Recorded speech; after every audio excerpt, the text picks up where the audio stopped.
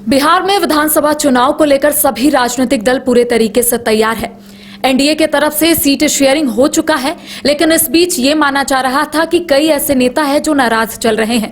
उपेंद्र कुशवाहा हो या फिर जीतन राम मांझी हो, नीतीश कुमार हो या फिर चिराग पासवान हो।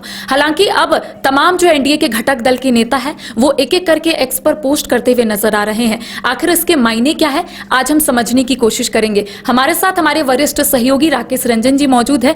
बातचीत करते हैं कि क्या डैमेज कंट्रोल करने की कोशिश की जा रही है। जो सवाल लगातार उठ रहे थे, इंडिया ब्लॉक के कई ऐसे घटक दल हैं, उनके नेताओं की तरफ से भी कई सवाल उठ रहे थे कि कई ऐसे नेता हैं एनडीए फोल्डर के, वो नाराज चल रहे हैं सीट शेयरिंग को लेकर।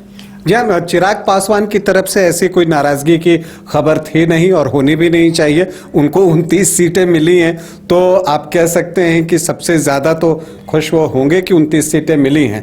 लेकिन जो ये जिस पोस्ट की आप चर्चा कर रही हैं, निश्चित तौर पर ये डैमेज कंट्रोल है। चूँकि जब ये खबरें सोशल मीडिया पर फ्लोट होनी शुरू हुई कि उपेंद्र कुशवाहा की नाराज़गी है, उन्होंने कुछ शायराना अंदाज में लिखा, जीतन राम मांझी ने कुछ भावनात्मक बातें जो है सोशल मीडिया पर पोस्ट की, तो उसके बाद लगा कि ये दोनों जो हैं सीटों की संख्या को लेकर जो है थोड़े नाराज हैं, क्योंकि दोनों के हिस्से में 6-6 सीटें ही आई हैं। लेकिन फिर उसके बाद आप देखिए कि शाम तक जो है, कल देर रात ये भी खबर आने लगी कि नीतीश कुमार भी जो है बहुत खुश नहीं हैं, और वो इस वजह से खुश नहीं हैं कि जो उनकी परंपरागत सीटें रही हैं वो उनके हाथ से निकली हुई दिखाई दे रही हैं, क्योंकि संभावित सीटों की संख्या जो है कि और जो संभावित सीट है जिस पर कौन सा दल चुनाव लड़ेगा, वो भी एक लिस्ट फ्लोट हो रहा है सोशल मीडिया पर। तो अब उसमें कुछ तो सही है।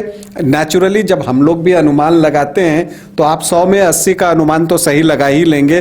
बातचीत जो है वो 10% 15% सीट पर ही जो है वो रहती है, तो वही सीटें हैं। तो इस बात की एक नाराजगी की खबर आई, तो इससे जो एक एनडीए की एकजुटता की छवि है उस पर असर पड़ रहा था। दूसरी बात ये भी हो रही थी कि एनडीए ने एक बढ़त ले ली पहले सीट शेयरिंग करके, तो वो जो एक एडवांटेज था एनडीए को लगा कि वो गंवा रहे हैं। तो इसलिए जो है, अगर आप आज देखिए तो उसकी भरपाई करने के लिए आज एनडीए के जितने भी घटक दल हैं सबकी तरफ से जो है सोशल मीडिया पर पोस्ट आना शुरू हुआ कि सारी चीजें सामान्य है और सीट शेयरिंग जो है हो चुका है, और कौन किस सीट पर लड़ेगा वो अंतिम दौर में है। मतलब ये बात स्पष्ट कर दी गई कि अभी किसको कौन सी सीट मिल रही है ये जो है कंफर्म नहीं है। कंफर्म ये है कि जेडीयू 101 सीट पर चुनाव लड़ेगा,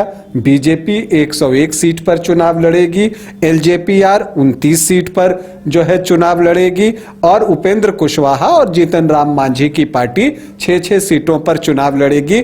इसमें अब बातचीत नहीं होनी है, ये बातचीत कंफर्म हो चुकी है, सीट शेयरिंग हो चुकी है। लेकिन किस सीट पर कौन सा दल चुनाव लड़ेगा, जैसे 29 सीटों पर एलजेपीआर तो लड़ेगा, लेकिन वो 29 सीटें कौन कौन सी होंगी उस पर बातचीत चल रही है और वो अंतिम दौर में है। तो ये बातें जो है, आप अगर पोस्ट देखें, सम्राट चौधरी ने लिखा है कि प्रधानमंत्री नरेंद्र मोदी और नीतीश कुमार के नेतृत्व में एनडीए के सभी दल पूरी एकजुटता के साथ तैयारी में जुटे हैं। लेकिन ये इसके अलावा आप देखिए उपेंद्र कुशवाहा का पोस्ट है। उपेंद्र कुशवाहा लिखते हैं कि एनडीए दलों में सीट संख्या का विषय सौहार्दपूर्ण बातचीत में पूरा हो चुका है। मतलब कि सीट संख्या जो है वो हो चुकी है कि किसको कितनी सीट मिलेंगी, कौन दल किस सीट पर लड़ेगा, यह चर्चा भी सकारात्मक बातचीत के साथ अंतिम दौर में है। तो यहां पर एक सकारात्मक बातचीत कही गई है, मतलब कि सौहार्दपूर्ण वातावरण में ये सीटों का बंटवारा भी कि कौन किस सीट पर लड़ेगा उसको देखा जा रहा है। नरेंद्र मोदी और नीतीश कुमार के नेतृत्व में एनडीए के सभी दल एकजुटता के साथ पूरी तरह से तैयार हैं। तो जो एक उपेंद्र कुशवाहा की नाराजगी की बात आ रही थी वो यहां पर जो है खत्म होती हुई दिख रही है। इसी तरह से आप देखिएगा कि जेडीयू के जो राष्ट्रीय कार्यकारी अध्यक्ष संजय झा का भी पोस्ट आ गया है। उन्होंने भी जो है ये बातें लिख दी हैं कि एनडीए में क्या हो रहा है इस बारे में भ्रांतियां फैला रहे हैं। वो कह रहे हैं नीतीश कुमार चुनाव मैदान के लिए तैयार हैं। वे एनडीए के लिए चुनाव प्रचार भी करेंगे। एक एक चीज पर उनकी नजर है। एनडीए एक साथ है। नीतीश कुमार के नेतृत्व में ही ये चुनाव संभव है, ये संजय झा लिखते हैं, जेडीयू के राष्ट्रीय कार्यकारी अध्यक्ष हैं। तो अब ये बातें भी तय हो गई कि जेडीयू को भी कोई जो है वो परेशानी नहीं है। और फिर चिराग पासवान का भी पोस्ट आ जाता है कि एनडीए दलों में सीट संख्या का विषय सौहार्दपूर्ण बातचीत में पूरा हो चुका है। कौन किस सीट पर लड़ेगा यह चर्चा भी सकारात्मक बातचीत के साथ अंतिम दौर में है। और फिर मोदी जी और नीतीश जी के नेतृत्व में एनडीए के सभी दल एकजुटता के साथ पूरी तरह तैयार हैं। बिहार है तैयार और फिर एनडीए सरकार। चिराग पासवान जो है ये पोस्ट करते हैं। तो सभी ने एक साथ जो है ये पोस्ट करके ये साबित करने की कोशिश की है कि एनडीए में सभी चीजें जो है वो ठीक हैं, कहीं कोई परेशानी नहीं है। लेकिन रंजन जी, एक चीज हम समझने की कोशिश करेंगे, जो सीटों का बंटवारा हुआ है, अगर हम देखें जेडीयू और बीजेपी का, तो 101 सीट मिले हैं। इसके साथ अगर हम एलजेपी आर की बात करेंगे तो 29 सीट, आरएलएम और हम की बात करेंगे तो 6 सीटों का बंटवारा हुआ है। लेकिन लगातार महागठबंधन की तरफ से ये कहा जा रहा है कि ये लोग पहले बोलते थे कि बड़े भाई और छोटे भाई की भूमिका में ये लोग रहेंगे, लेकिन अब बीजेपी और जेडीयू जो है एक ही प्लेटफॉर्म में आ गया है। हाँ जी हाँ, देखिए विपक्ष क्यों तारीफ करेगा जी?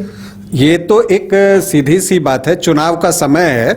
अब आप ये उम्मीद तो नहीं कर सकती कि महागठबंधन बोले कि एनडीए ने तो बड़े अच्छे तरीके से सीट शेयरिंग का काम पूरा कर लिया है। लेकिन माना तो ये भी जा रहा था ना कि जेडीयू इस बार बड़े भाई की भूमिका में रह सकता है। ये तो कई बार ये बयान जो है कई लोगों के का सामने आया था। देखिए, जो खबरें फ्लोट होती हैं या जो सामने आती हैं वहां से बातें फाइनलाइज नहीं होती हैं। फाइनलाइज ऊपर के लेवल पर होती हैं। और खास करके जब आप नीतीश कुमार की बात करती हैं तो उनकी जो बातचीत होती है वो बीजेपी के टॉप लीडरशिप से होती है।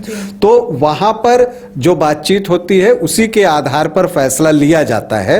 और इसलिए जो है ये बातें आ रही थी कि हाँ, जेडीयू को बड़ा भाई की भूमिका मिल सकती है, एक सीट ज्यादा मिल जाए, वो प्रतीकात्मक ही होता है। जैसे लोकसभा चुनाव में बीजेपी एक ज्यादा सीट पर जो है चुनाव लड़ रही थी, लेकिन इस बार इन्होंने फैसला किया कि नहीं, हम बराबर सीटों पर चुनाव लड़ेंगे। चूंकि यहां पर अगर आप देखें तो एक नई एंट्री हुई है चिराग पासवान की गठबंधन में। पिछले बार चिराग पासवान अलग चुनाव लड़ रहे थे तो उनको आपको सीटें देनी थी। प्लस इसके अलावा क्या था कि आरएलएम का भी एक नया प्रवेश है एनडीए में। उपेंद्र कुशवाहा भी पिछली बार अलग होकर लड़ रहे थे। तो 35 सीटें तो यहीं हो गई।